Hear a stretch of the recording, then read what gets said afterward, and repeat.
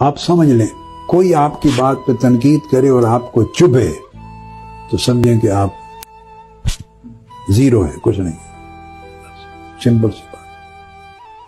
جس دن تنقید چبھنا بند کر دے سمجھیں خیر ہو گئی، یہ ایک پیمانہ دے دیا۔ آدمی کو تنقید کرے آپ پر اور وہ برا فیل کرے، سمجھے شر غالب ہے نفس میں۔ کیوں برا فیل کیا ہے؟ کہ نفس سمجھتا ہے کہ تمہارے اوپر تنقید ہو ہی نہیں سکتی، تبھی برا لگتا ہے نا۔ اگر نفس آپ کو یہ ریئلائز کروائے کہ تنقید جائز ہے، آپ پر تنقید جائز ہے، ہو سکتی ہے، صحیح بھی ہو سکتی ہے اور غلط بھی ہو سکتی ہے، ناقد تنقید کر سکتا ہے، اگر نفس یہ ریئلائز کرائے تو آپ کو برا کیوں لگے؟